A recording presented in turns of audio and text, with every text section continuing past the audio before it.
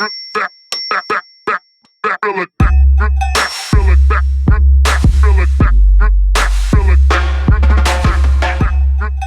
is what I'm recording with today. This little guy. Oh, nice. Is that a Zoom? What is that? It's a Tascam DR05 that I got forever ago because Virtual Riot made a video like ages ago about how like super sensitive microphones are just fun to play with. So I went and I found one that had like a headphone input that you can actually like listen live and turn the input sensitivity way up and just record like tiny little. Oh, that's cool, man. Yeah. I would use my like actual studio mic, but I like just moved. So, oh, dude, it's all good. Yeah. When I first started doing the podcast, I used to use this little guy, which is nice. pretty similar, I think. Yeah. It's like a field recorder kind of thing. Right. Yeah, literally. Hell yeah, man. Where'd you just move to? So I'm from Chandler, Arizona. It's like 10 minutes out of Phoenix. And basically like me and my girl. So in 2020, so long story long, in 2023, I decided I was like, I need to move to LA. Cause I was kind of like losing my mind in my very lonely studio. Yeah. And I had no money, like zero money. And I was going to just straight up like take my car and go live in my car. So like, I don't have money to move. Like I don't have any income. I used to make money like on like Fiverr and stuff. Like we can talk about that. It's actually like a crazy story, that whole thing. But yeah. We should definitely get into it. Yeah. So no, literally, I just decided, I decided I was going to move. I had no money. And then I started dating my girlfriend now, Hannah. And originally like, we were like, oh, like, we'll just, like see where it goes. No like expectations, just because I had already planned on moving. And she was like, I'm staying in Arizona. And like our relationship got much more serious over time. And she was like, all right, like I would move. And then like my income situation became stable. So now the plan is for us to move together to LA. Actually like probably next month here. We're looking at apartments right now. But we just moved from Chandler to like, I don't even know like what the city is called here, but we moved like, I don't know, 30 minutes away, out into like the boonies where her mom and stepdad live. They have like a little side house attached to their house. It's like a separate unit. So we're just staying here literally as like our jump off pad because her lease ended at her apartment where we were staying before. So nice. Yeah, this is like our little jump off pad to LA. Oh, dude, that's great. That's exciting. That's like, that's a fun time, man. I mean, it's funny. I was like thinking about your career and your project earlier today. I was going through some of your older discography and looking back at like older tracks of yours I had. And I was wondering kind of if this was the point for you, because I feel like a lot of artists have that like point where they're like, I feel like there's all this energy around your project right now. And I feel like you're really firing on all cylinders and all the music is crazy and a lot of people are paying attention. But I also was like, I know that point. And I know other people who have been at that point. I'm like, it's you don't always have money at that point. Like sometimes you are still broke at that point when everyone else is like, oh, this is the next big thing. You know what I mean? It's a funny like, moment. Monetary situations for us starving artists folk is a whole thing. Is a whole thing. Yeah, I was like, I was making money originally because I've never like had a job like ever. Oh, like no day job, nothing? Nope. When I was 13, I was, so do you remember I actually have one sitting right here. Do you remember these guys? You remember these? Novation? Oh yeah, sure. Yeah. So that is what got me into all of this. There was a YouTube trend back in 13 era. And people were just chopping up songs and like playing them on these pads on YouTube. And I found a bunch of these videos. I was like, that's sick. Mattion was like the first one to popularize it. And he ended up obviously becoming a music producer himself, which was actually a big reason I did also. But like not prior to that, but also around the same era was like people like So Nevable, who basically popularized like, so Mattion was just like mashing up songs and it was like a creative thing still. Nev was just covering songs, but he would do a light show on the pads. So it would make it like this visual, kind of thing. and he would rack up just millions of views, and he was covering Skrillex music and all that stuff, which I grew up on. So I was really excited about it. I got one, and then eventually went from that to producing music. And that was in 2013. And then I started producing music in like 2015. I saw an interview with Maddie on. He was like, I just wanted to like make my own art, you know, like I don't want to just do other people's thing. And I was like, you know what? Me too. Me too. I grew up playing drums. So like I've always loved music. And I was like, you could do music with it because it taught me Ableton, right. You know, I had to work with Ableton. So where was I going with that? Oh, right. So 2015, I started making music. When I turned 17, I was like, I have two choices. I have to either find a way to make money with music, like right now, or go work at like McDonald's. You know, I was like, those are my two options. So I was like horrified by the idea of having a boss, because when I was very early on when I got into this, I was like, I never want to have a boss. I just want to like figure out a way to do this. And then the chickens came home to roost, you could say. And I was like, okay, I actually have to find out how to do it. So I searched around and then found Fiverr. And you could like put yourself on there as a freelancer, this and that. I saw some ghost producers on there. I was like, I'm going to do that. So I put myself on Fiverr as like, I will ghost produce your song for $75. And I like, I tried my best. I was like, okay, so I have to start this. I never did marketing, right? I was on there as like Viperactive, weirdly. I just didn't know like what else to call it. Of course. Yeah. That. And I had like my buddy buy a song from my Fiverr, and then I paid him back just to get it like going in there. Get a review in there. Yeah. And dude, like I did so much Fiverr work from like 2017 to 2020. I think I made like 1,200 songs on Fiverr. Damn.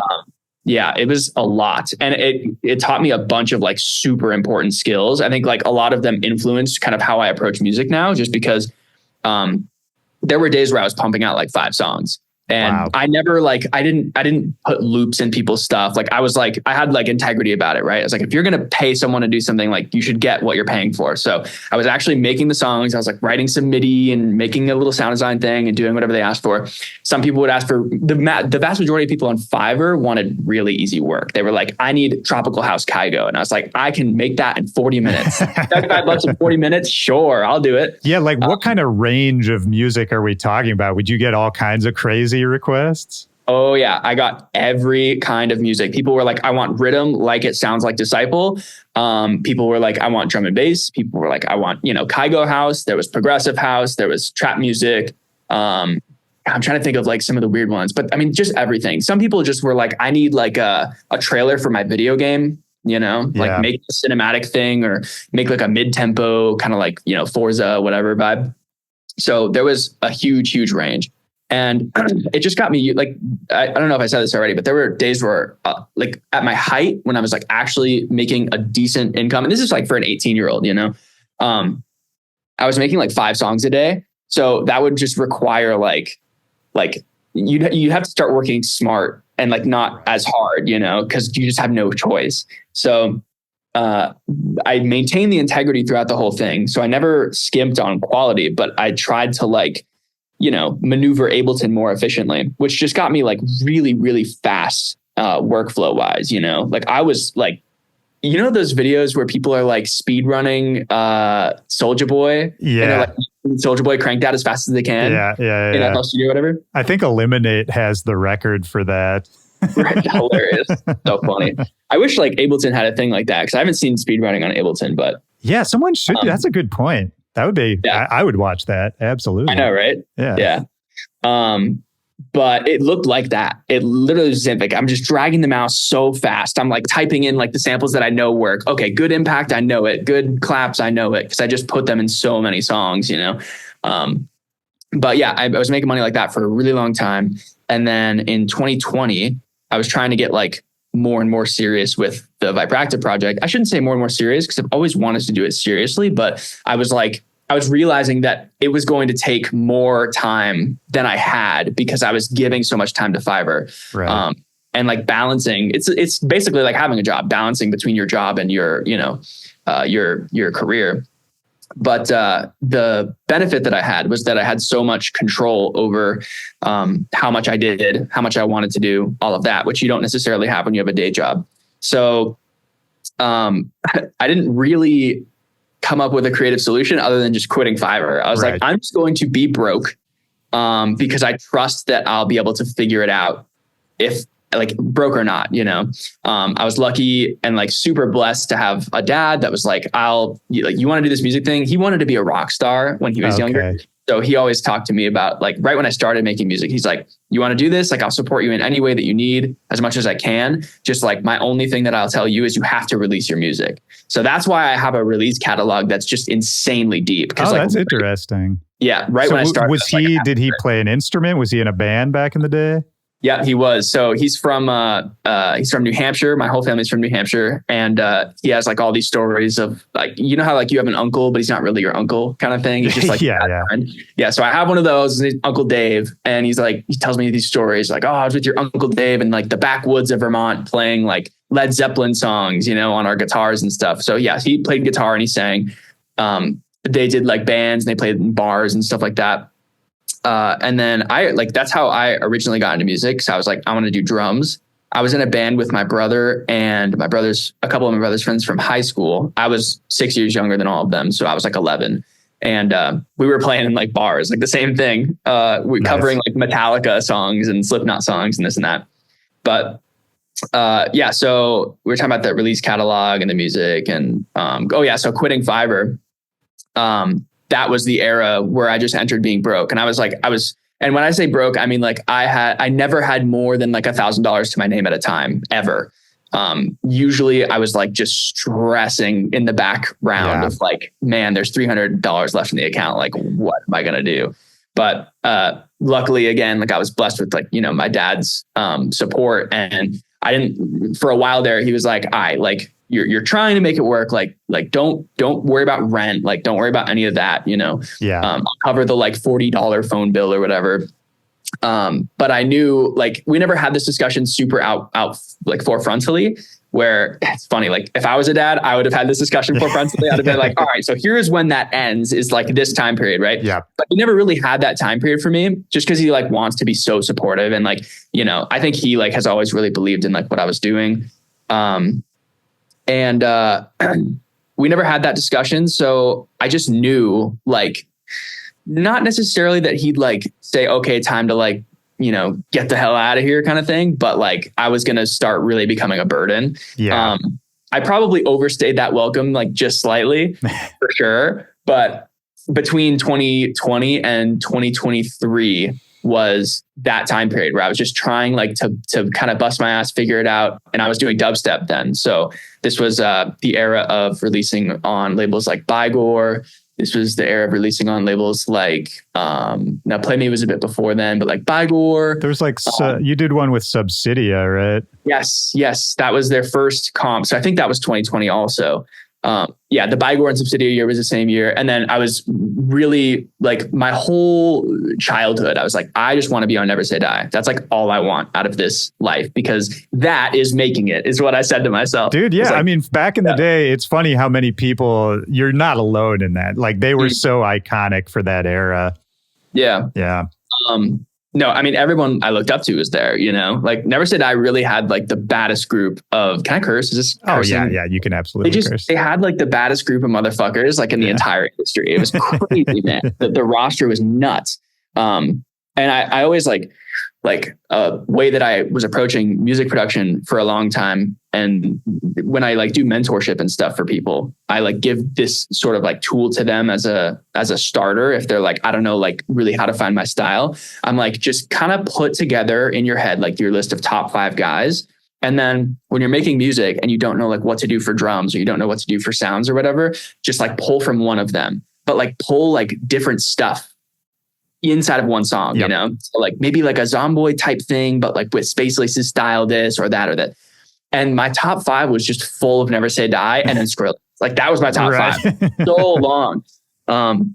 So that was like my North Star forever. And I think they were kind of hard to like get a contact to or something. I was really young though, so I didn't like know anyone who knew anyone at all. I didn't artist friends. I had some, it's like, but we all were just kind of lost. We were like, I don't know what to do. So I'm just going to like make music and hopefully figure it out. So I can't remember if I ever sent to them and got denied. or if I ever sent to an email that I thought was theirs and just never got a response or something. But eventually, Never Say Die like went away. And this was like right when I was starting to feel like I'm getting like close to the vibe, you know? Yeah. Like I see the vision for it. I could like kind of maneuver myself into that space. And they went away, which left this like rift that I feel like for a long time Disciple kind of filled that gap. And they were always like neck and neck. You know, they were the two, like the duality of dubstep labels, right, as far as, you know, the ones that a lot of people were paying attention to constantly. And I don't know, they had different vibes, you know. Never Say Die was very like dark and like bad and this and that. And then Disciple was kind of like lighthearted and jokey and memey a little bit. And I feel like too, Never Say Die felt like you could kind of tell, and I know this because I know a bunch of those guys, like they were all friends too. And it felt like a little clubhouse. Whereas, you know, to me, not that Disciple weren't friends or anything, but it felt like more of like, that was like a label, and Never Say Die was like, you know, this clubhouse of like weirdos running around, you know? Right.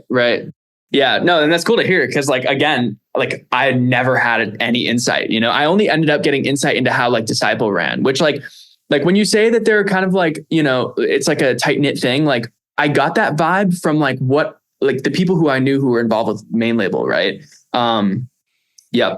So I also think that was one of the reasons that, you know, a lot of the artists felt comfortable and being like, oh, like, let's work on something, because I had so much that was like presentable to them, that was playable live, that they were like, oh, this kid like cooks and he cooks often. And like, you know, he probably has like some interesting ways of thinking about it or whatever. And like, you know, a lot of big DJs are just producers like, you know, me. And like, yeah, I think that helped get me in like the, you know, the door with a lot of people. It's just like that sort of disarming, like, oh, we could probably work together pretty easily and just see how it goes.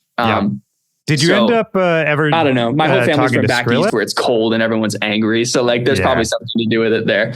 But I mean, I love comedy too. Like I love people who can do that kind of thing. It's no, me too, man. It's like it's a magic trick. Yeah. It's incredible. Yeah, seriously. And it's actually cool how many like parallels to the creative process in music and comedy there are. And honestly, any creative field, but still, so I was, you know, Never Say Die went away. I felt like my music was getting close. And then I was like, all right, so what's left? And I started kind of trying to bark up the Disciple tree. So I did a remix competition with them and like got like, I don't know, 4th place or something like that. Continue trying. And then I finally got like a Disciple Roundtable email, continue trying, got denied a bunch of times, like very upset over it. Like very upset back then when I was like 19 or whatnot. And then eventually started doing stuff with Roundtable. And after I did an EP on Roundtable, I was like, okay, so creatively, I had felt like I had done kind of like a lot of what I wanted to do with bass music, or at least like what I felt like, or not, I shouldn't say bass music, but like dubstep kind of stuff. At least what was like close to me, like in my heart.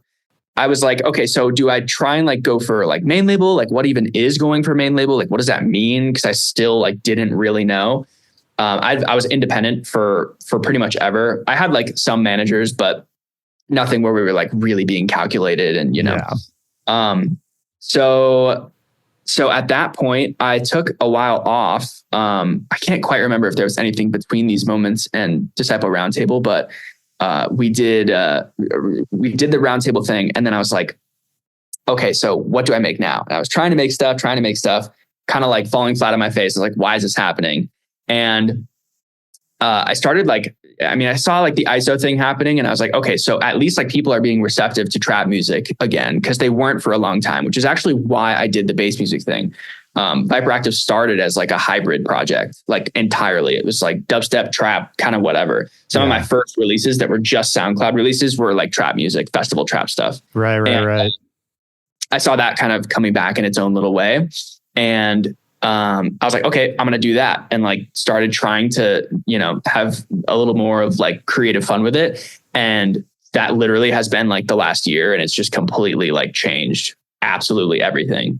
Dude, yeah. I mean, I wonder if you have any theories about this, because I think about this all the time in terms of like the new wave of trap music that obviously like ISO and Knock 2 and those guys are kind of at the forefront of.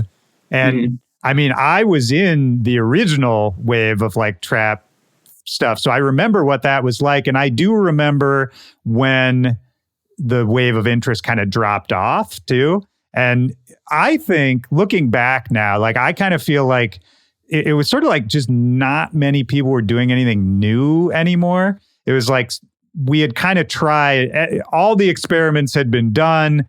Everyone who had kind of broken out had an established sound.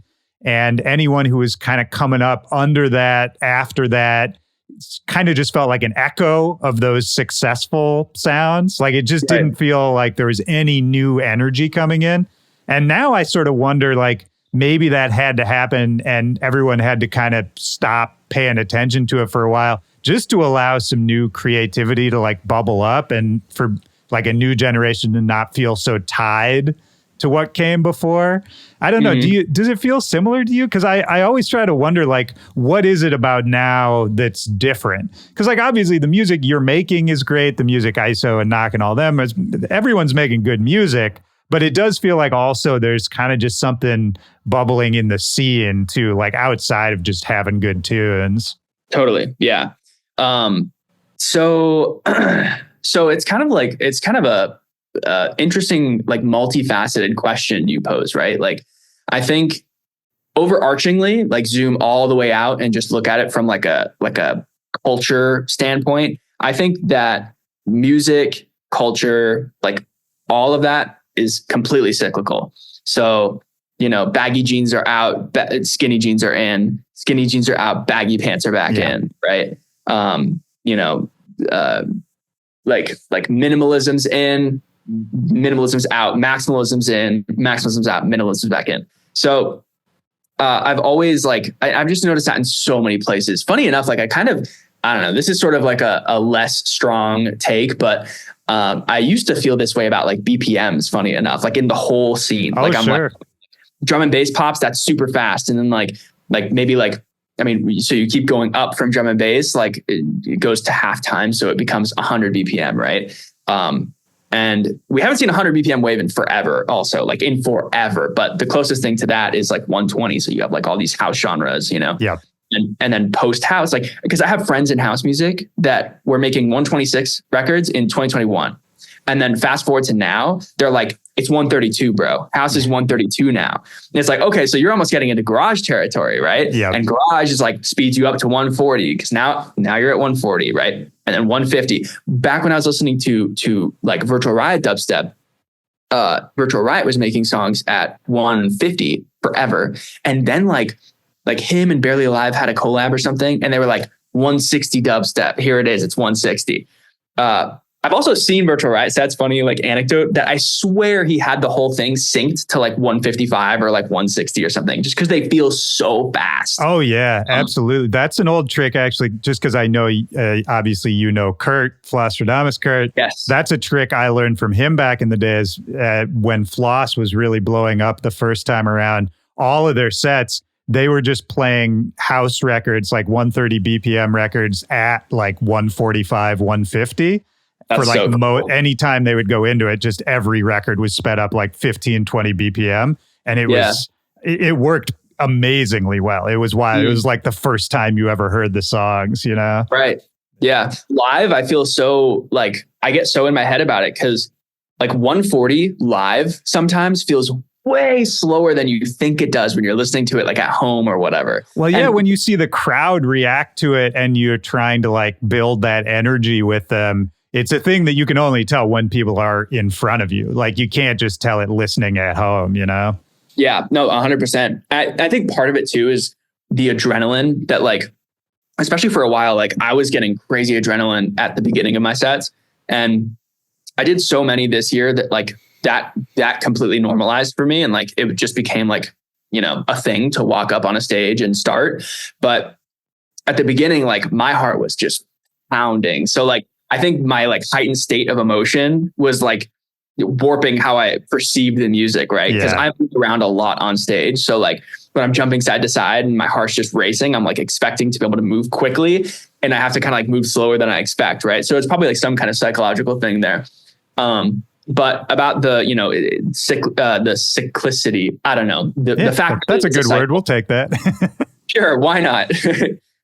Merriam-Webster should hire me. There you go. But so about things being circular like that. I don't know. I mean, I think trap went away, probably for the reason that you're saying, there were a lot of tropes back then that I think that it would have taken like a 1 in a billion chance for someone to break out of in a crazy way or whatever. Those tropes being like some of the tropes that haven't come back yet, like brass, right. Like big brass hits. Those are not back yet. I was just talking to my girlfriend, Hannah, about this. She's been raving forever. She's been raving since I was 10. She's a little bit older than me. And, it's funny, we talk about genres and stuff, right? And we were just having this discussion about big room, yesterday.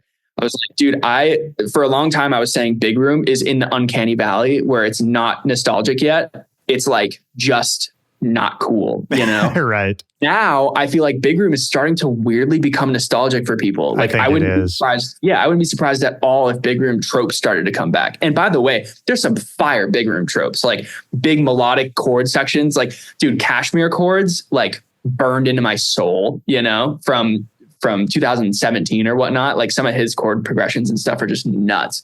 But yeah, all that sort of stuff. I think any genre that dies it's only a matter of time. It depends on how niche the thing is. So Moombahton, I feel was almost fairly niche, to be fair. I mean, yeah, for sure. I mean, Moombahton, I think it had a ceiling to it just because people had to be willing to. It's a cultural thing, right? People had to be willing to more or less to listen to music from other countries, yeah. And some people were and some people weren't. And that was kind of the ceiling for it, Mm-hmm. Yeah. I also feel that sorry to just jump around crazy. No, this is great. I feel the international aspect of music has also evolved a lot with the evolution of technology, right? Because obviously social media just now you can talk to people everywhere. Whereas when I was a kid, it was a little bit less like that. Although I can't even say that. I really grew up in the internet age. So I right when I got a computer, there was Skype, there was all those kinds of things. I saw you had Sultan on recently, which by the way, goated producer, he's absolutely so good. Goated. He's so good. He's been one of my favorite producers for a long time. And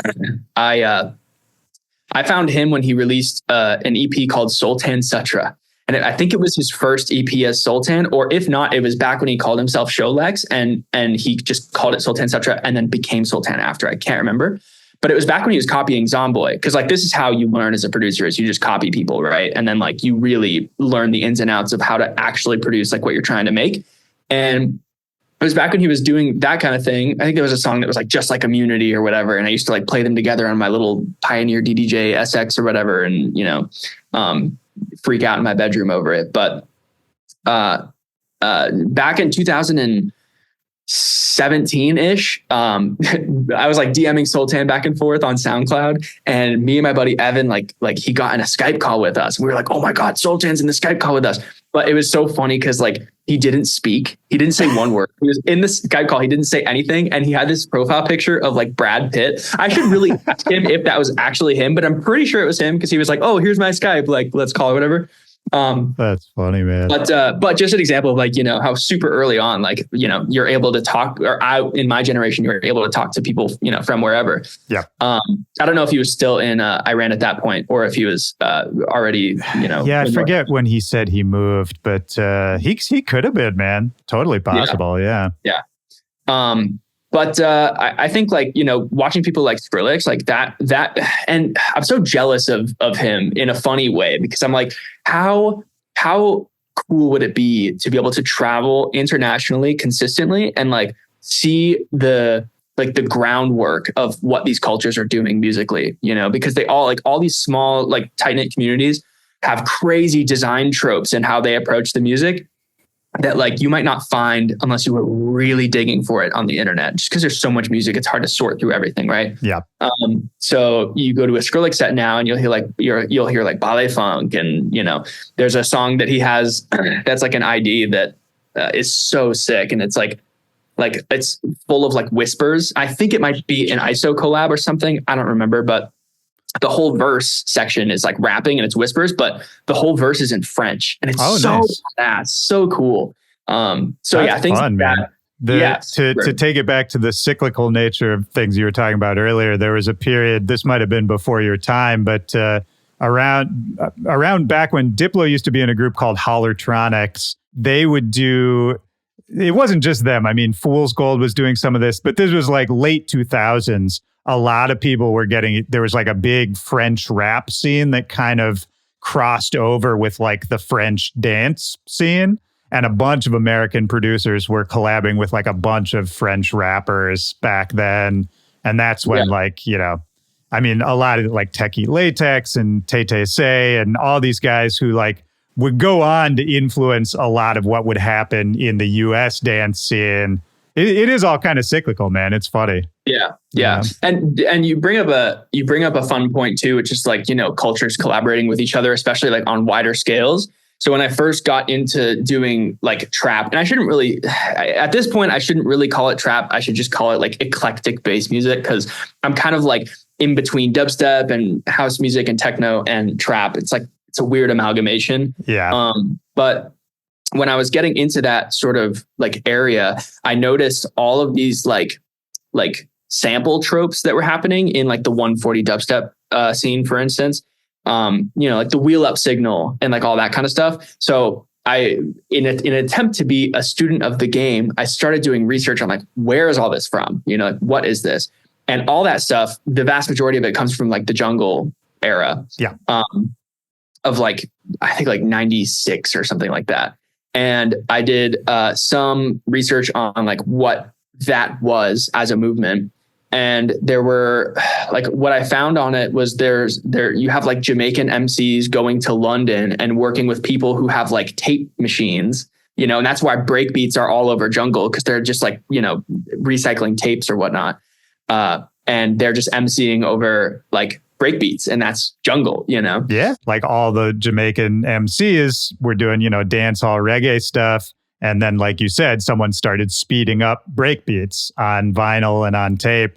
And yeah, that was jungle, man. It's wild. You can go back even earlier than that, like early 90s. A lot they were doing in the UK some crazy stuff with breakbeats and hard. It used to be called like breakbeat hardcore.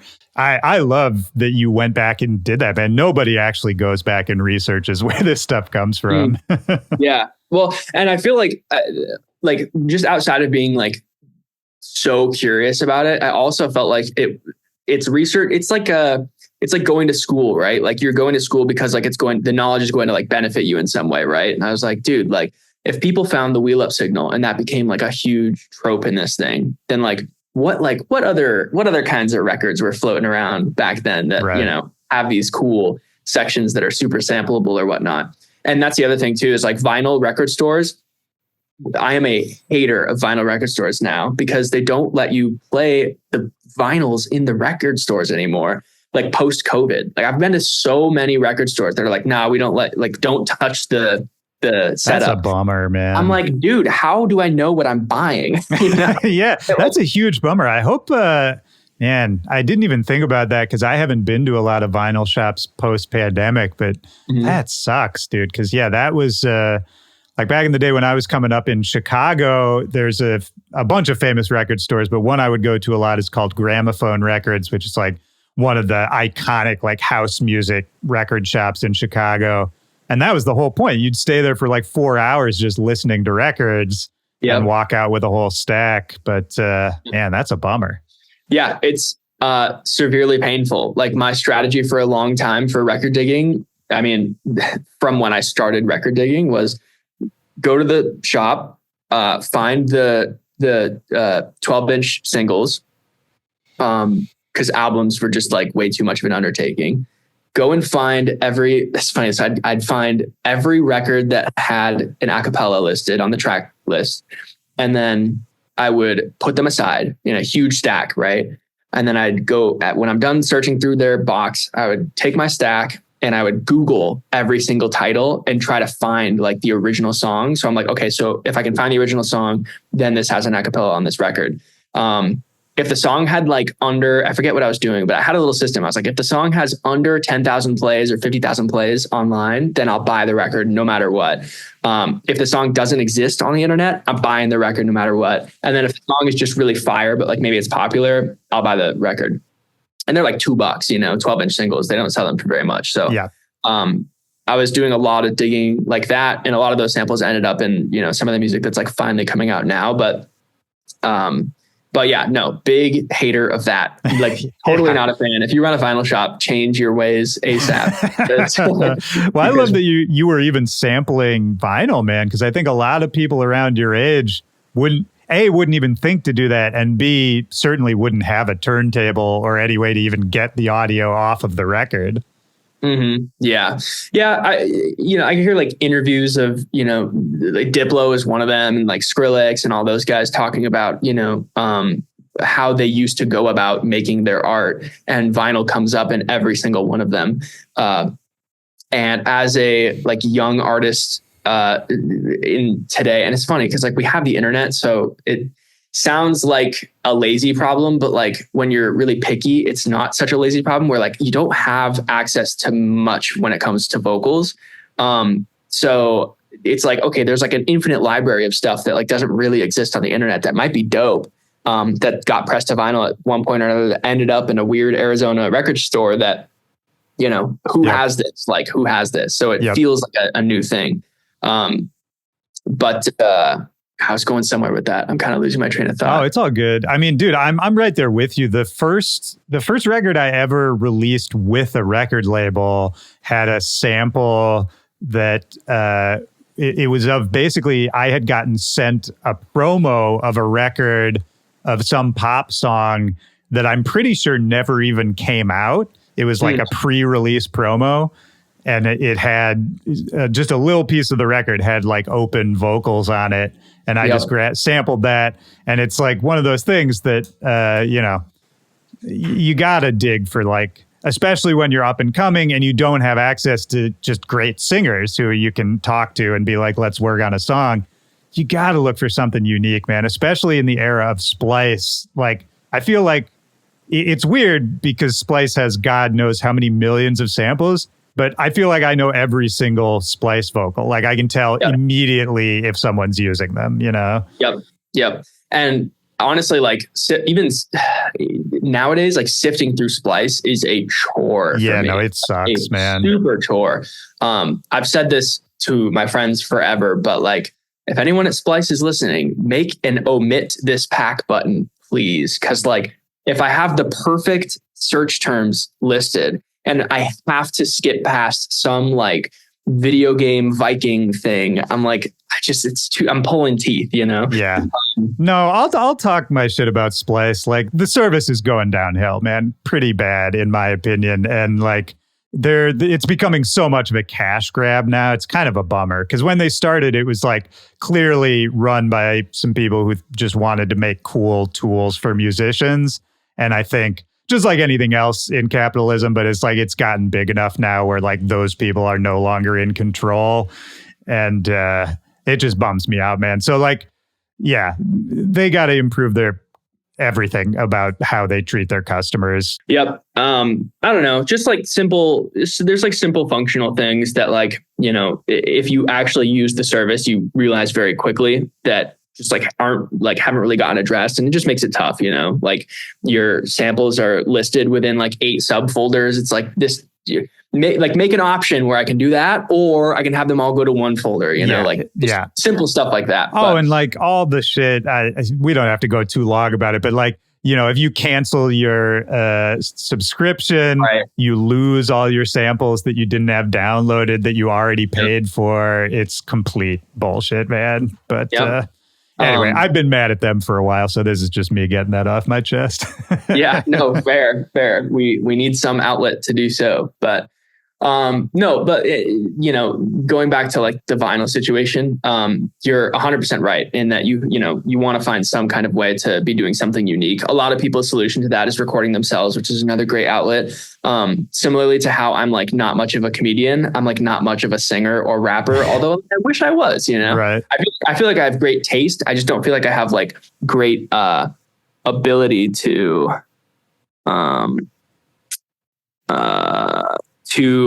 create that stuff. Sorry, my micro SD decided that it's full. So I'm it's all good. We plug can a new one in here. Yeah, switch over. So where were we? I forget exactly where we were, but there was something I wanted to ask you like a few minutes ago. You were talking about kind of just your influences, and then and you were talking about advice you would give to other producers when they're stuck, about like pulling from different influences, going back to people who inspired them, et cetera, et cetera. And when it made me think of when I was listening to some of your earliest stuff that's up on Spotify and all that, the really early stuff, I felt like I could really hear your influences coming through. Like, a lot like Skrillex, Complextro, all this stuff. Like you could hear you putting the pieces together in real time, you know what I mean? And I wondered, like, by now you were talking about this period post 2020 when you really decided to like dial in your own sound and your own music and sort of focus in on whatever it was going to be, other than just like putting in a ton of hours on that idea.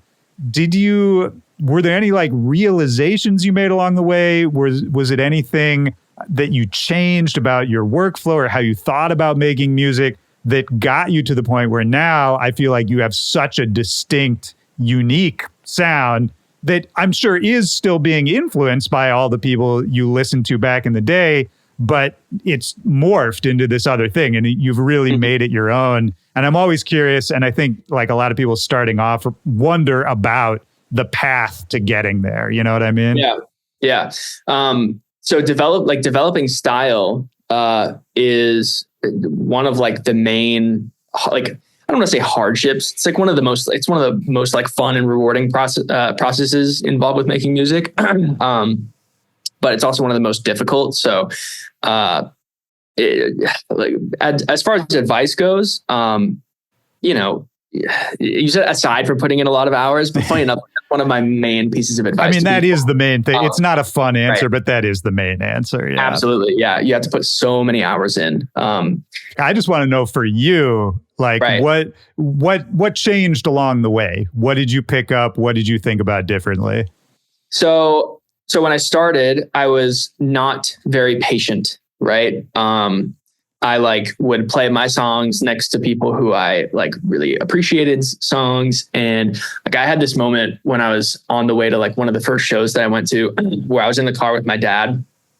Cause he had to take me to these shows to start. And that was also cool for me to like be able to introduce him to what it was, we're going to like Excision shows, right? In 2016, it was like, nice. I can't remember exactly what the tour was, but it was like the first one where he toured with like all PK Sound, whatever tour that was. But the Paradox tour, that's what it was. Oh, I remember that. Yeah. Yep. So my dad was taking me to Tucson, which is like a 3-hour drive. We had this big drive. So I was plugging my music in and whatever. I remember like playing this demo that I had made and rendered that day, and then playing like a Barely Alive song right after it and literally crying in the car. I was like, I just don't get what I'm doing wrong, Yeah. I was more focused on mixdown at that time rather than like the stylistic, like what am I doing? How do I develop my style more? I think the stylistic development came from picking up so you know how genres have tropes, right? So like, the wheel up signal is just a commonly used thing, and like this kind of music, and this kind of music and whatever. Break beats are common in drum and bass and jungle and that kind of thing. So I would find as I was producing these different like things that I liked enough to call them like Viperactive tropes, right? some of them were conscious and some of them were completely like subconscious. So there's a lot of things that I do all the time in my music that my friends are like, oh, like this sounds like Viperactive. They'll send me other people's music and say, this sounds like Viperactive. And I'm like, what are you talking about? Like, doesn't even compute to my brain what you're saying to me. And it's because there's like things that for a long time I couldn't pick up on. And like now I feel like I'm a little more mature in like my ability to analyze my own art and like see kind of what, other people might be seeing in it and what they mean by that. But it really just came from a collection of those tropes originally. So that spearheaded for me in 2021 when I released the EP on Disciple. The EP is like just a collection of my favorite production tropes from picking up the last at that point 7 years or something. So I really like chord progressions that go like this, and I really like Phrygian chords were like a big thing for me for a long time, like switching between minor and major and that kind of vibe. Do you have musical training in your background, like formal training? Outside of like playing drums in elementary school band, and then I did drum set in jazz band in middle school, and then I did drum set in jazz band in high school until I quit because I had an abusive band teacher. Fun fact. Yeah, it was sick. It was really cool. Like what are we talking about? Like throwing the drumsticks at your head? Yeah. So this lady, I got into high school freshman year. This guy called Dr. Province was our high school jazz band instructor. And he was, what a name. Dr. I know, Province. Right? Yeah. And old dude, like big stocky guy with like a white beard. And he was just the dopest guy, right? So like cool, easygoing, because he only taught jazz band at the school. So he wasn't doing like marching where like he had to regiment the children and it was like, let's like be creative and let's have like a fun hour out of the day. And me and the saxophone player, the bass player, the piano player, and the guitar player would like stay at lunch and like just jam, right? And it was like a sick outlet musically for us. And then they switched. He retired. He was like older. He retired, and then they hired this lady named Julie Trent. Name dropping Julie Trent. You're a bad person, Julie Trent. But she started working at the high school, and funny enough, like I looked her up on like Rate My Teacher or whatever, and she had been like fired from several schools before she went and worked at my school. And these were all like 1 to 2 year periods where she worked. Yeah, that sounds about right. And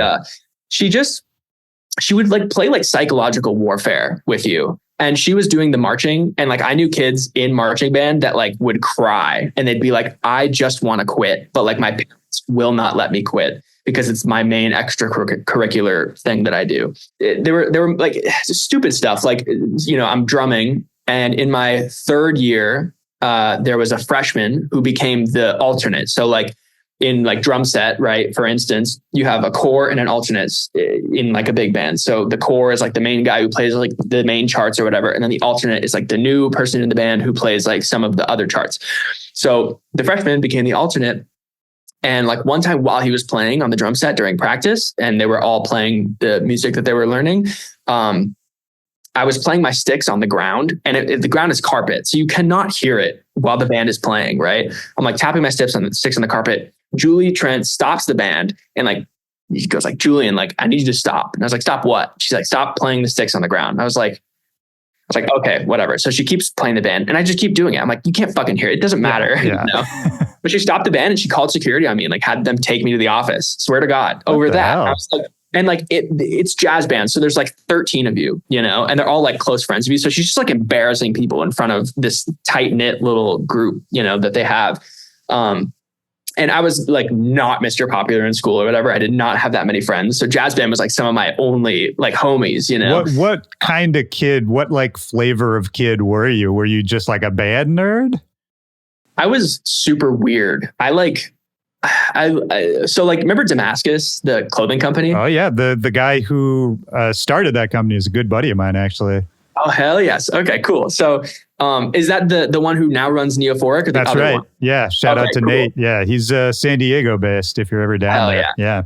Yeah. So I was wearing like Damascus clothes to school, like just super weird. I was like, I kind of fell into like the like emo crowd in high school a little bit, not like super, because like I didn't listen to enough like pop punk and punk music to like really, Were you already listening to a bunch of dubstep if you were wearing Damascus? Oh yeah. I started listening to Skrillex when I was 11 because my brother was like, check this out. I found this dope shit. He showed me Scary Monsters and Night Sprites.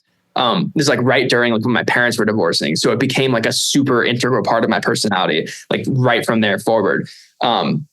So I was listening to dubstep. Not a lot of kids were listening to dubstep. People like knew Skrillex, but Skrillex was kind of a meme to them. So it just, it didn't really like translate at all into any sort of friend groups or anything. Right. So I was like a weird amalgamation of like a couple of groups. And because of that, I didn't identify like well enough with any of the particular social groups that like I just sort of did my own thing, Yeah. I was really tall early on and like kind of like a bigger kid. So like, are you tall? How tall are you? I'm 6 foot now, so I'm not like insanely tall, but back like I was tall early on, right? So like when I was young, I was considered way taller than everybody else. Yeah. So I never like got the bullying kind of stuff. I did a little bit, but like not enough that I was like, I'm getting bullied, but people just generally like left me alone and that was it. Yeah. I had like a huge like F the man mentality when I was a kid though. So I like hated teachers. I hated all that. Well, I was going to say, I'm slowly putting together if like, you're super into Skrillex and aggressive music at a young age. Your parents are divorcing. You have some shitty teachers. I'm starting to see why you kind of decided you didn't want to have a boss, Yeah. No, that's actually so true. Yeah, I never put that together. So the Willy Joy therapy session is Bill will be in the mail, my friend. Yeah. Hell yeah. So yeah, no, like, I mean, even like when they were getting divorced, I was kind of like, in my elementary school, because my parents got divorced when I was 9. So like super early on. In my elementary school, I was like branded as a bad kid because the teachers just like knew what was going on. And just in their head, that connotation was like, okay, so like this kid has problems. And then like, I was just kind of an asshole. Although I wouldn't say like bullied people or anything like that. I was just like a dick, I was just like, yeah, I mean, kids who are going through stuff at a young age act out, man. That's just going to happen. Yeah. Yeah. So there were times where I was like, framed for things like the teachers like I got called to the principal's office once and they're like, you punched this kid in the face. He told us. And I was like, I literally did not punch him. Like I did not lay a finger on him. But I was like told that I punched him or whatever. So there was a lot of this like psychological mind game school you went to. I feel like every story is just like some evil force. I know. Well, I had a lot of great teachers for sure. Like, especially in high school, there were some teachers that were awesome. There was a guy, like a math teacher in high school named Mr. Burkhart, who had a kid who had cerebral palsy. And he was just like even on his worst days, he would come in and people would be like, oh, how are you, Mr. Burkhart? And he'd be like he'd smile and he'd say like, you know what? Like, I'm struggling a bit today, but like, we're going to like, just get through that. And, let's do the lesson. Like, let's just do the day. That's the best, man. If adults were more honest with kids, especially in like a school setting, it's so valuable to see like an authority figure being open and vulnerable and honest. Like, yeah. I think seeing that kind of shit is so valuable for kids because they almost never actually see it. Then you turn into an adult and you start feeling that way and you feel like you need to hide it or you can't deal with it or whatever. Yeah, man, that's awesome. No, I think of him often, like when I have bad days and I'm like kind of just like being a grumpy guy, like around my girl or whatever. Like I think about Mr. Burkhart, like he literally comes into my head constantly. He just the way that he was on his worst days, it's like so admirable, And like you said, like if more people were like that, the world would be better for sure. 100%, dude. Growing up, like, when my parents got divorced in 2009, I was like very confused. And I went through this period where I was like trying to learn what happened, so I was asking both of them like what their takes on it were and all that. And I realized at some point, like the details actually don't matter as much as just realizing like they were just grown up children, like who just trying to figure it out. Cause now as an adult, I'm just trying to figure it out. But they made like some very terrible decisions, at different points in their marriage, which made it, what it was. And realizing that is true for all adults, like changed my perspective on those like shitty teachers and all of that. It's like not change my perspective in the way where I forgive them. Cause I actually don't. I don't forgive my friend still to this day. Like I actually found her email a few months ago and I was like, want to send a nasty email to this lady just to let her know, like, I hope you're doing bad, you know? But I didn't. I probably won't. Maybe well, if it makes you feel better, she's probably doing bad. Yeah, true. Very true. But similarly to how your parents are just, you know, kids trying to figure it out, and they're older now. It's like the same thing for teachers, right? And a lot of teachers just do not have the like emotional capacity to separate like what happens before work and what happens during work. And unfortunately, they're surrounded by children who are extremely impressionable. So I've always just been like a huge like if you really want to like upset me, like be mean to a kid, you know what I mean? Yeah. Just like I always felt that way. And I was like, damn, I wish like another adult would know and see what was happening right now and just like, you know, put somebody like in their place kind of thing. And there were moments where like teachers would be like a-holes to me and my dad would get involved and he'd be like, dude, like absolutely not. I'd be like, yeah, dad. That's awesome. But yeah, no, that's like, I mean, I guess just leading into like how I was in high school, that's kind of why it was all that way. And it kind of weirdly worked to like my benefit, although it wasn't very healthy. Like I didn't really have a choice. It's just like a product of my, you know, circumstances and all of that. But it left me without social groups. I never like went to one single party in high school, like not one party ever. I was never invited to them, any of that. So I just wasn't close enough with anyone. So I had all this time, just alone in the fucking room trying to make music, you know? Cause that's like where I found any friends that I had were on the internet, you know? Yeah. Yeah, man. I mean, that's the whole thing is like, everyone has their own struggles, whatever they may be, but if you can turn that into something productive for yourself, it can become kind of like a superpower, you know? Like I don't think you making 5 songs a day on Fiverr and sustaining your life for years, like developmental years, I don't think that happens without you having you know, that isolated high school experience where you kind of get in that mode of like going home and writing music and making shit becomes like a therapeutic thing, you know? Yeah. Yeah.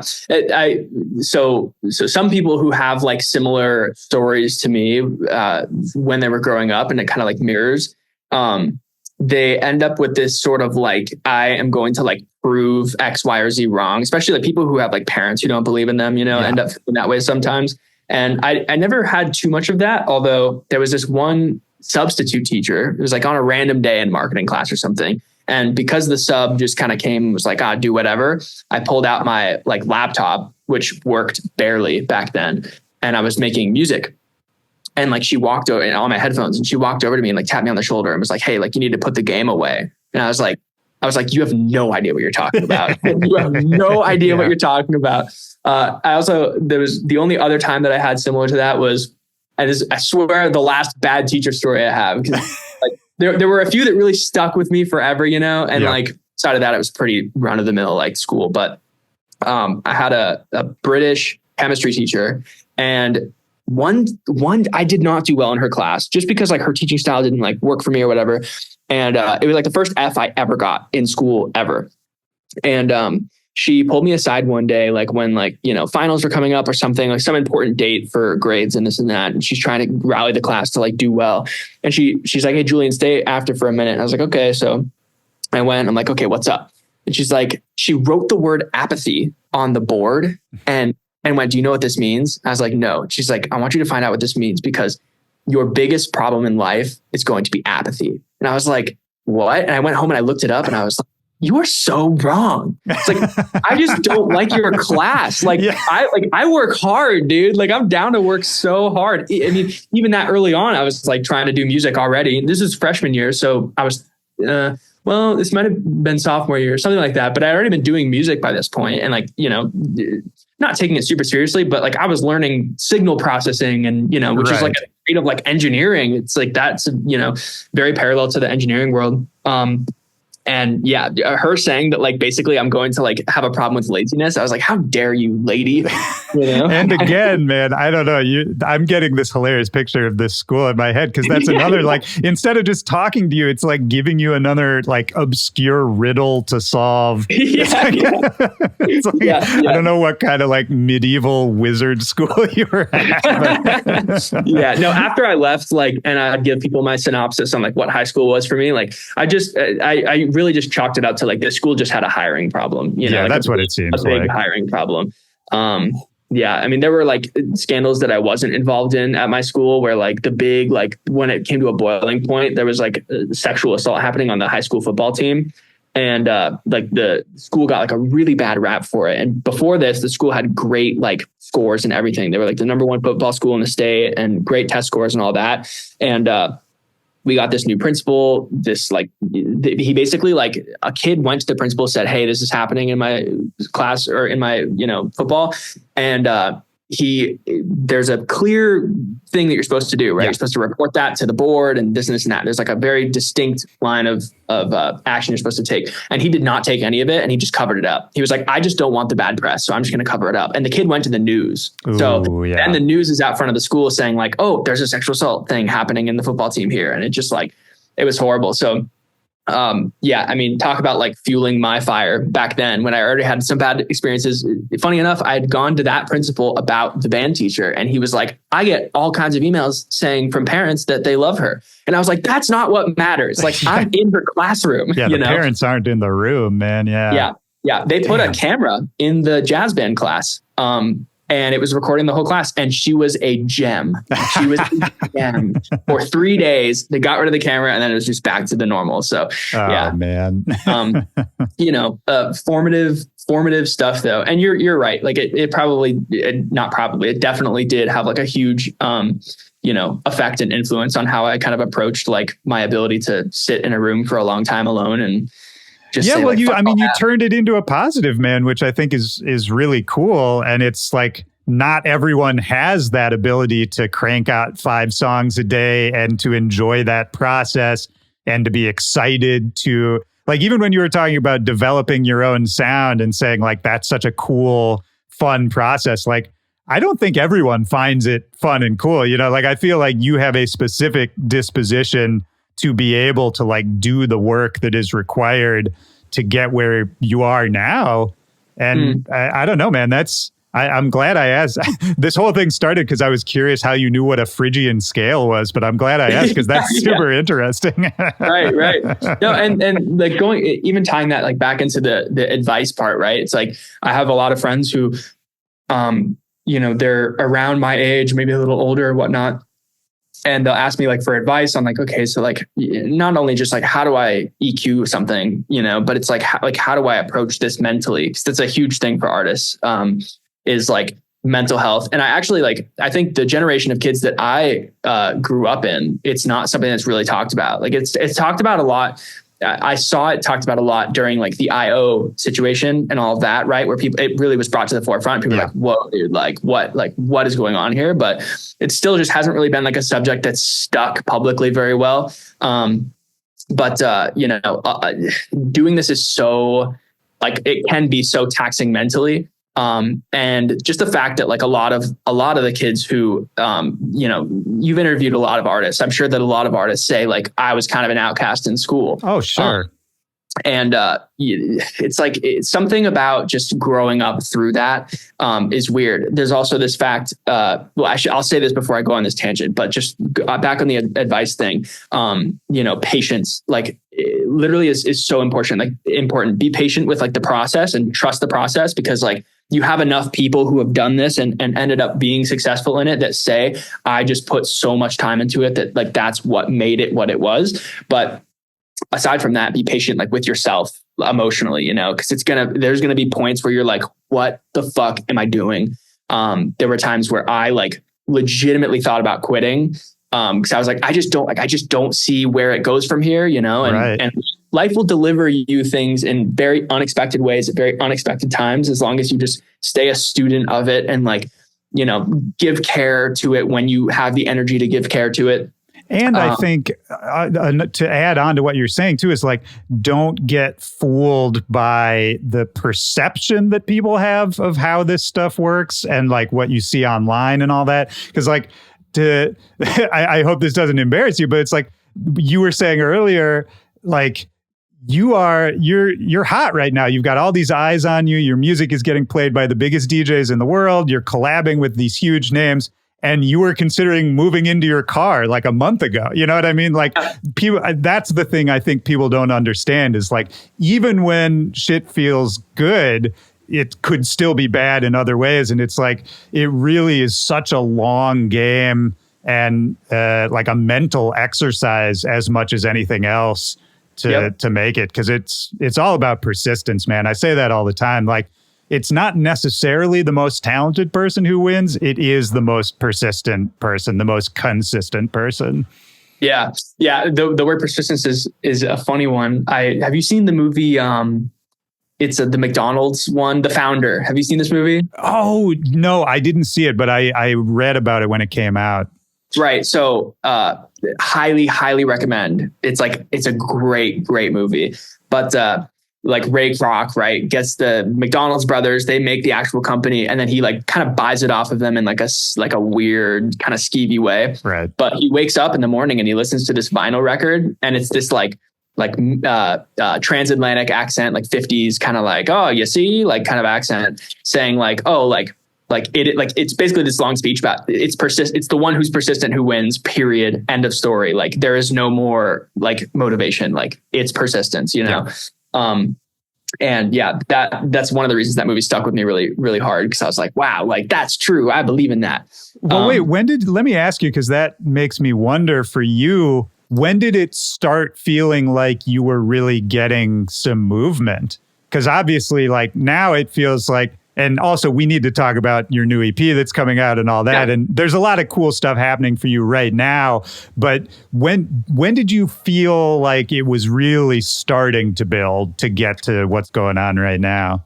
So I never understood how to like market myself or like market music or any of that. The deepest that I understood it was like, just try to get on bigger and bigger labels with your music over time and like, you know, hope for the best and try and learn along the way, which ended up working out for me because I spent a lot of time doing labels and I'd learned little pieces and bits from every label and realized like, oh, everyone kind of has the same rollout plan for these releases. So what makes a song pop and what makes a song not pop? Like, what's the difference, you know?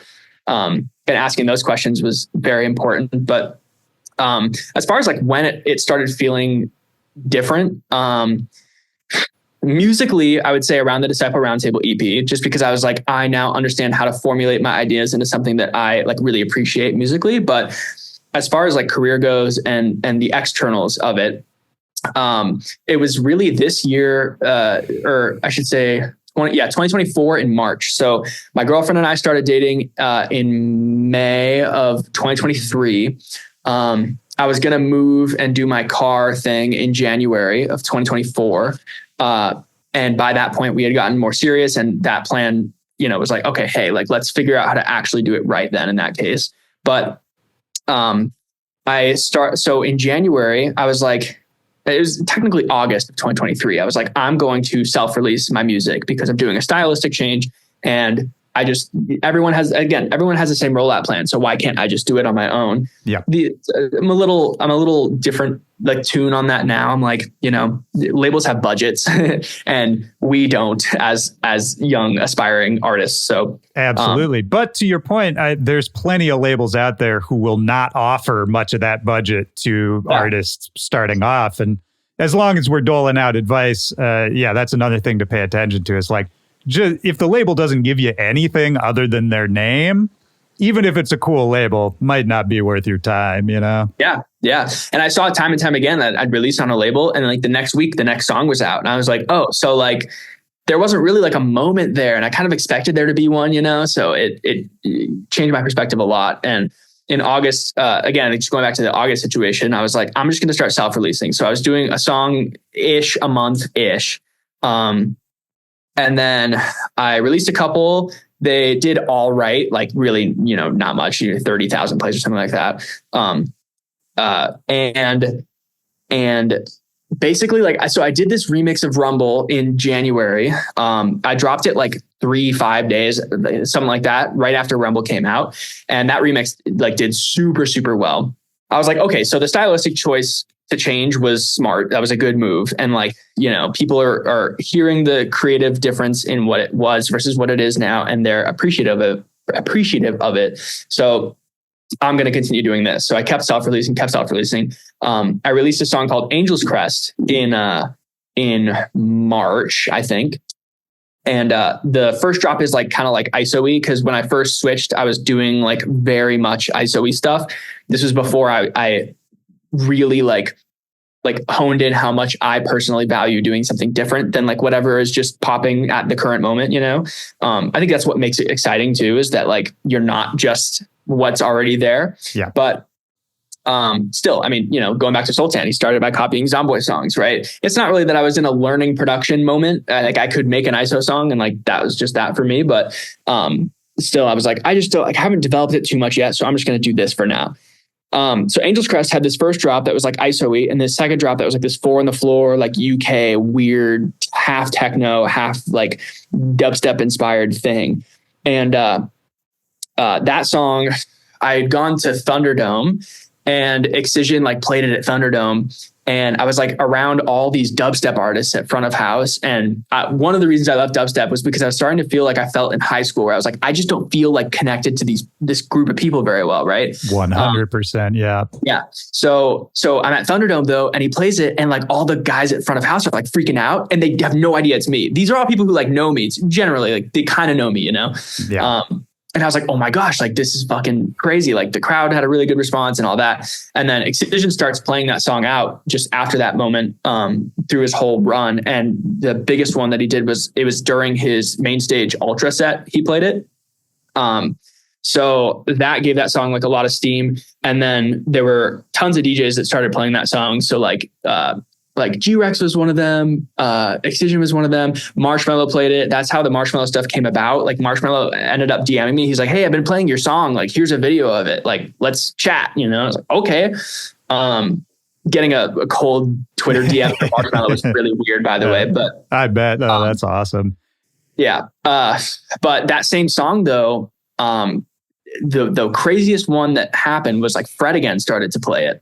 And that was like me and my girlfriend love Fred again, right? Like we listen to his music all the time and this and that.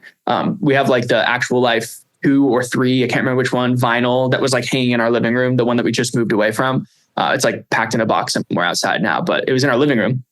And I woke up one morning and Fred like had followed me and DM'd me. And he was like, hey, like I've been playing your song. Like, do you have FaceTime? And I was like, yeah, I have FaceTime. So I ended up FaceTiming him in the living room. My girlfriend was there and she recorded me on this FaceTime. She was like, what the fuck is happening right now?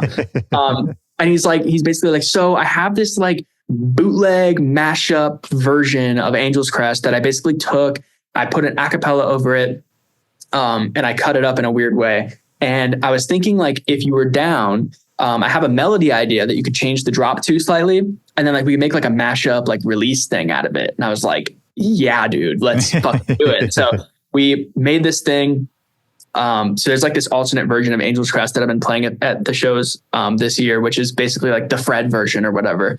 And that might see the light of day. Like we just don't know yet, but yeah, I'm like sure releasing something with him is a whole thing. Yeah, for sure. And he has so many projects that he's working on like at all times that it's just kind of like a roll of the dice. But I know that like he definitely has had intentions to release it. Like he tells me, he's like, probably around this time, maybe around that time. I don't really know, but like I'm down, so that might end up coming out cool. And if not, then it's a crazy experience just making it. But that was like a huge thing. And then I went to Ultra Miami just to hang out, and Bro Safari and Kill the Noise were some of like the first like bigger artists to actually like reach out. And they've been doing Kill Safari together. So they were playing at the worldwide stage. They like brought me out a couple times during that set. And while I was on stage at that set, like watching from the back, you could like see me on the live stream. At one point I'm texting and I go like, And my girlfriend was watching the live stream from home and she texted me, she's like, what did you just see on your phone? And like Dylan Francis had like followed me and DM'd me. He was like, oh, like your shit's really cool. Like da da da da da. So then we end up making a song, and like it's just around that period, around the Ultra Miami period, just like it felt like out of nowhere, like all these people who I've been listening to for so long started to like reach out and like interact with me here and there. I think that's how it works, man. Like, cause the upper echelons of DJs, like it's actually a very small world. So I think when people start seeing a new name popping up somewhere, everyone else kind of pays attention, and everyone else is like curious about this because it's the DJ mentality. Like it's the same as like digging for a sample. It's just like digging for a person, like that still to this day is one of the most exciting things about what we do. I think is like every single day you might hear someone you've never heard before and they've made the best song you've ever heard. And once that happens, and I think that's happened for you probably more than once, like in the DJ world, is like, just it's addictive. Everybody wants a piece of it, Mm-hmm. Yeah.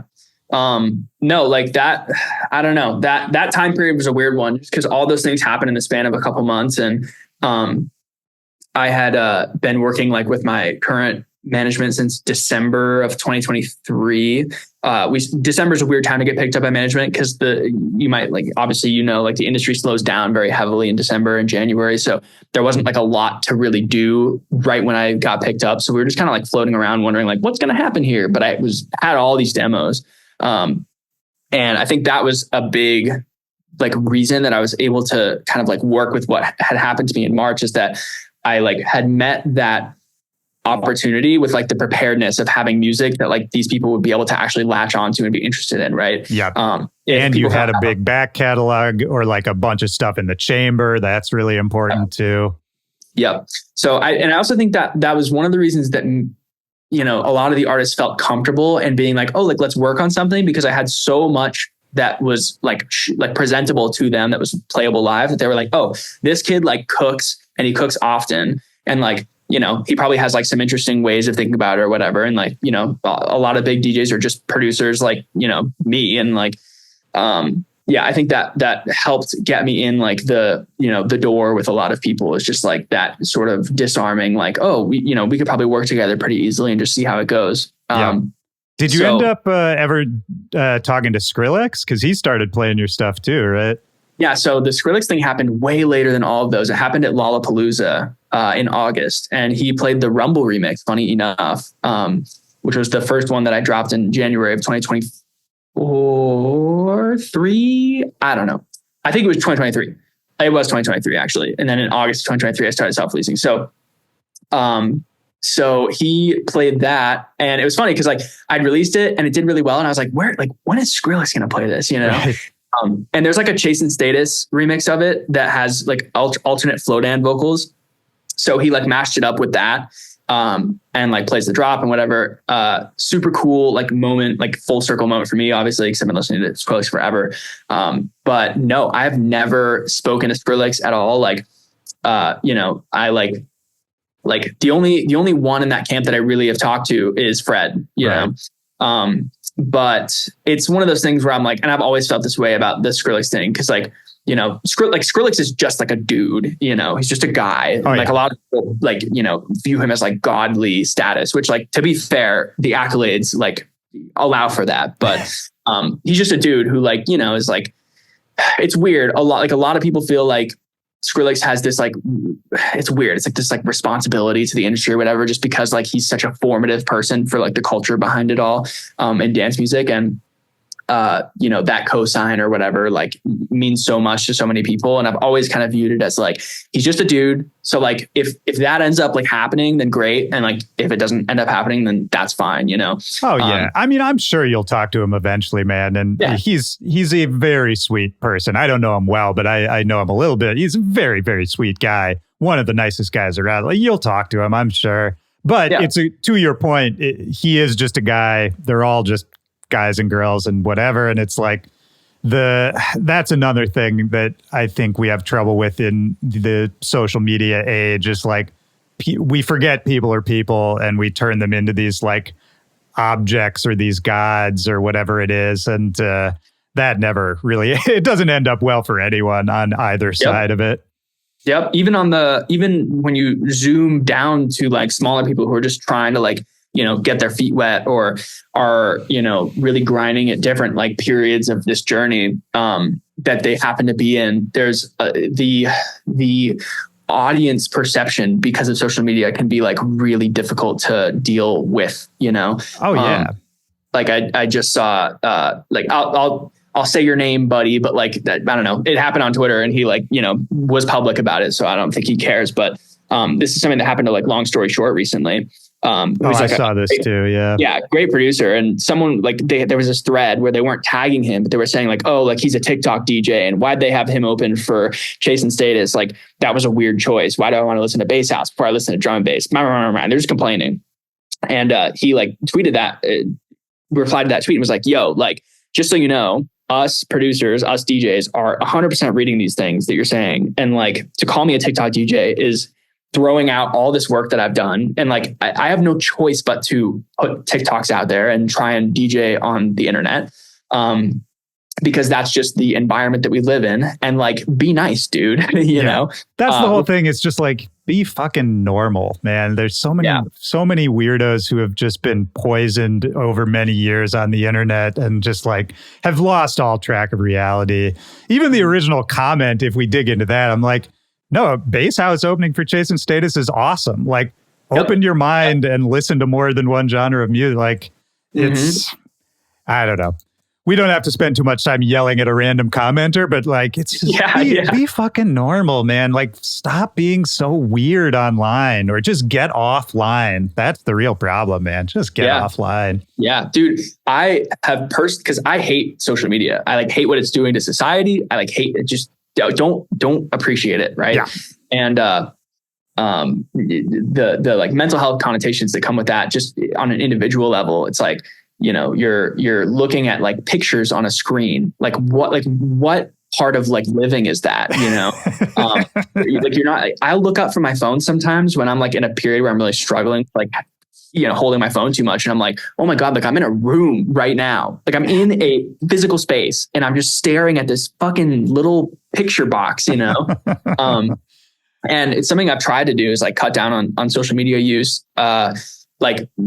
So I've like, because I was raised on the internet, I do a lot of podcast listening and stuff like that. And something that like Joe Rogan said years ago. And if you like listen to Joe Rogan here and there, he'll tell his guests, like when they're talking about, oh, I read this mean comment about me the other day or whatever, and it pissed me off, ruined my day. He's like, don't read those. Like they literally are just bad for you. Right. And he had this like little mantra that he says, he's like, I post and I ghost. Like I just go on, I post and then I go away, Yeah. And I wish I had the power to do that. I don't. I'm like working on it. But the real thing that I'm trying to stop myself from doing is scrolling, right? Just doom scrolling, literally just absorbing content. It's like, what am I, a content maker or a content absorber? Like what do I want to be? There you go. And yeah, so trying to separate like, the scrolling from the making. And I've just, basically, it's nothing but like a kind of detox thing where you have to just stop yourself and just feel the world for a few days. And then you stop kind of getting the itch to really get on there and scroll or whatever. And then outside of that, like I think, doing that could be a huge benefit to an artist because, we have to be making content and it's good to have more of it than less of it. And making content doesn't feel much like scrolling because it's just a different part of your brain that you're using completely, different part of the app that you're using completely. So I've, been recording videos of like the Launchpad stuff. I'm like, oh, I started doing music with that. I haven't done it in years, but it's kind of cool for like Instagram. Right. So I'll do a little bit of that and record and have fun, just cutting stuff up. Which is a way better use of my time than, and watching someone's dog explode or whatever is on, it's on Instagram today. Well, I mean, I would watch that maybe, but Yeah. No, I vehemently dislike, all of the effects of what that does, what social media has done to people. And, Well, and to your point, I think that's smart. That's great. That's all good advice. And it has to be like a daily practice too, because it's one thing to have that realization, but even to take your Rogan example, and I don't know how you feel about Rogan. I don't know what your politics are, but for me, I'm like, what he preached against years ago has happened to him now, in my opinion, where he's clearly way more online than he used to be. He is paying more attention.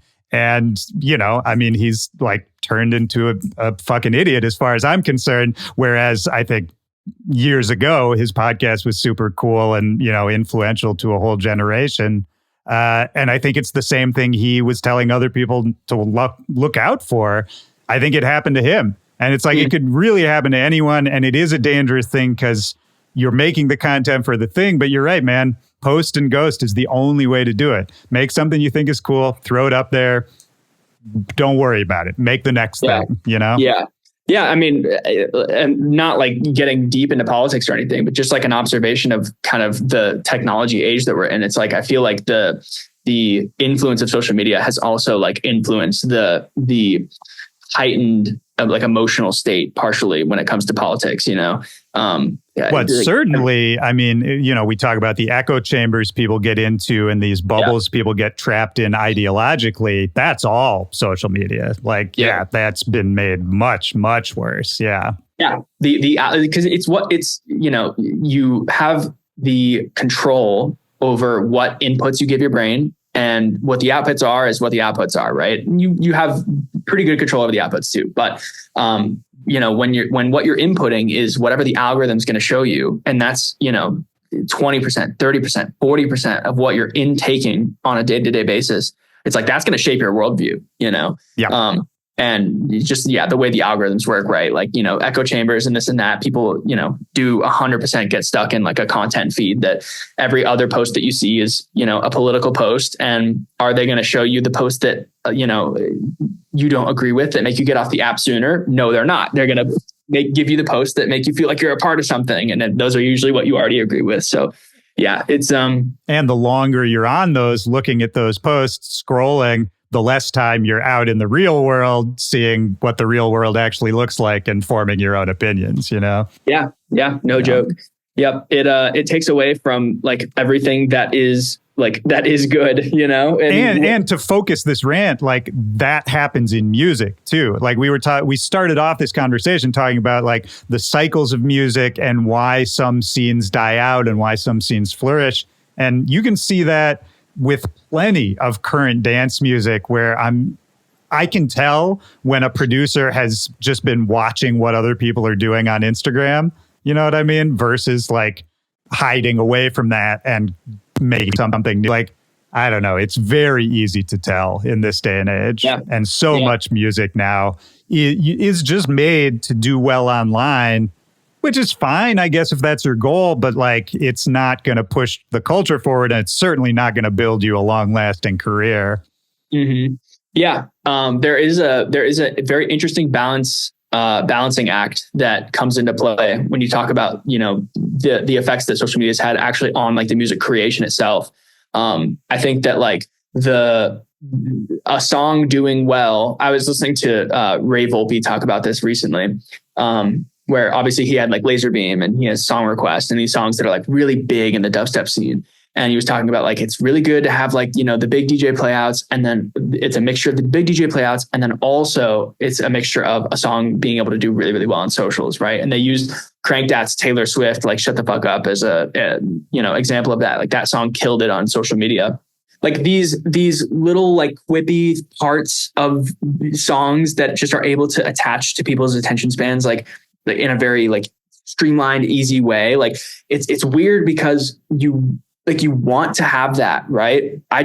I grew up in the era where like, at least I felt like it was so much about like, how good can we get the song to sound, which I still feel so influenced by. And that's still what I'm always looking for. And as a result of like what we're talking about, funny enough, like my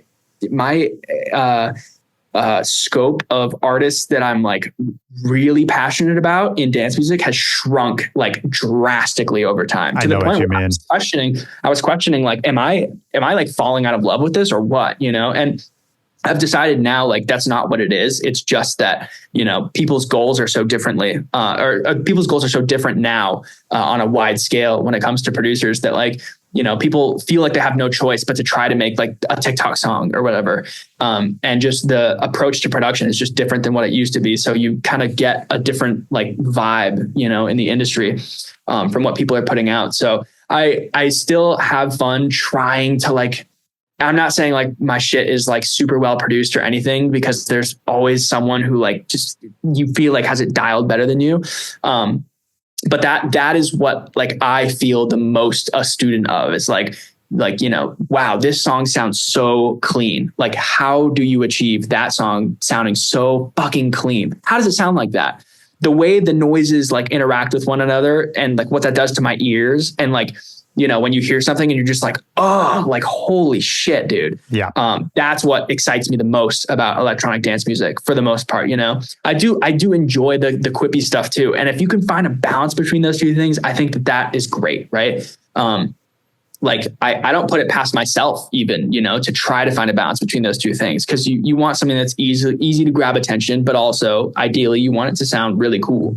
So, but you got to follow your passion too. Is the thing, because I think some of the people who do the meme stuff and throw in little quippy, jokey things, like that's their personality, and you can tell. Like a guy like Eliminate, who we were talking about earlier, he's a hilarious dude, and he's very online, and he streams and is like a meme guy, and I mean that in the best way. I love that dude. But then you can tell his music sounds like that. It's like this crazy, glitchy, wild music. And it works because it's him as a person too.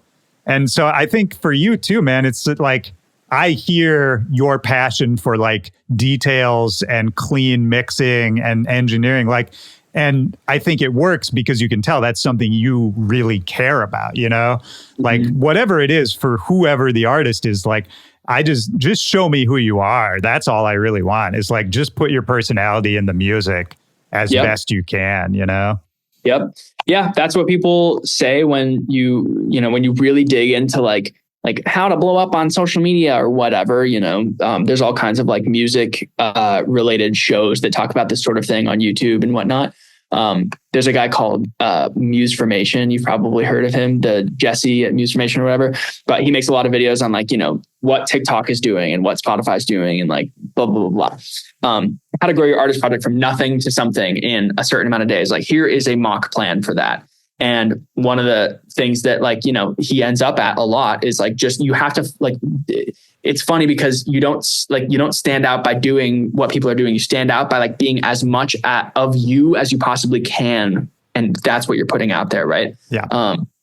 So yes, that is true. Sometimes finding what you are is difficult, and it's a journey, right? Well, yeah. And I think it's a good point, is you don't have to feel like you need to be able to just know right now exactly who you are and what you sound like. But it's kind of more of just like in the studio, making choices that feel good, making choices that seem fun or interesting, as opposed to like being too strategic or overthinking decisions like moment to moment. I think that's when it gets really destructive for creativity. And maybe that's a good way to talk about this new EP, man, because I feel like everything I've heard from it, it sounds the most focused I've heard from you yet. And it's interesting. It's unique. I mean, putting this together, did it feel different, or did it just feel like, okay, I'm just one step further along this path I've been on for a while now? Yeah. So the new EP, so it's called the About to Break EP, and it's on Marshmallow's Joytime label. It's the first project that they've launched on that label since the PapaCon EP that was in 2020, I think. Yeah, right. Coming back to that, I didn't even think about that, but yeah, that's cool. So Mello has like, been in this period like for himself where he's like, I kind of want to do like more EDM stuff, and he still like obviously does pop and enjoys pop, but we talked about it a fair bit while we were working on the collab. He's like, I just like I want to do more of like what I got into this loving. So I think that is a big reason why he's like, okay, I'm going to also launch this label because I have this big platform, and I want to put on people who I see around that I appreciate. And I'd gone to his studio to work on our collab, and we were already talking about doing a project on the label. And he was like, okay, so like play me a bunch of stuff. And I played him like, I don't know, probably like 20 demos or something. And I was just going one to one to one to one to one. And he'd be like, okay, that one and that one and that one and that one and that one. And he, you know, gave me like a list of 8 or 9 of them, and we boiled it down. So the EP is 6 tracks, and then it's the 7th is the collab being re-released on the EP. So the songs that ended up being on the project come from some different eras for sure. But they're some of my favorite songs that I've ever released. And I think it's because this is like, we've entered the era of Viperactive that is post like specifically trying to be something, you know, and just like letting itself be itself.